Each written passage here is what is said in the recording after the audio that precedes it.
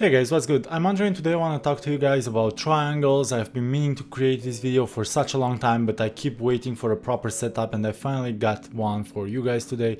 Before we jump in, guys, thank you so much for all of your feedback, all of your likes, your subscribes throughout the last few days. It really helps me out as a small channel. Every single like that you guys give me helped me tremendously, so thanks so much for that. Guys, I sent this JP Morgan a trade. I sent it to our Patreon subscribers just earlier today.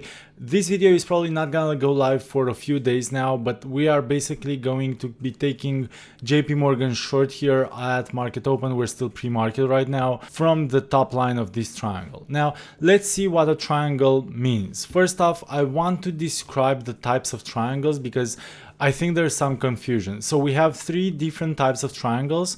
We have this type, which is called an ascending triangle. We have this type, which is called a descending triangle. And then we have one final part, which is called a symmetrical triangle. Guys, if these are the only three that you should be worrying about or focusing on, we also have, for what it's worth, we also have an inverted triangle, which looks like this one. So just what we saw earlier, but in a mirror. If you guys have setups that look kind of like this or like this, these are not triangles. These are wedges and should be treated very much differently. Word of caution there, just make sure that you look for these three types: ascending, descending, and symmetrical. Now, with the ascending triangle, the implications are to the upside. So first off, to make sure that we actually have a triangle, we need a few rules. We need to make sure that we have checked base with both trend lines at least twice. So now we have a triangle and this guy could break either to the downside or to the top side. And then usually what happens is that triangles tend to resolve themselves in the last third. So for an ascending triangle, it would probably look something along the lines of what you guys see over here.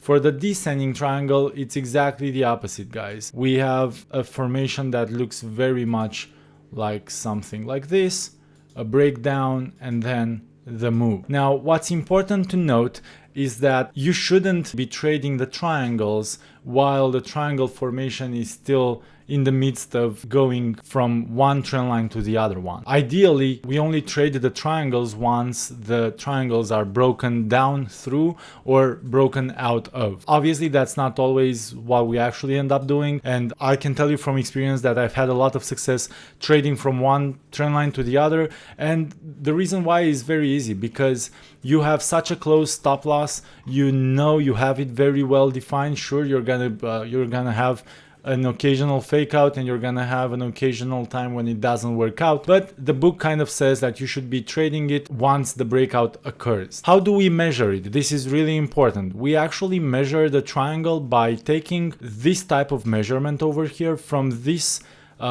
first touch of the upper triangle or the upper trend line that forms the triangle to the bottom trend line. You take this guy out and you extend it away from the breakout zone, and that gives us the measurement for where the price action should hypothetically reach.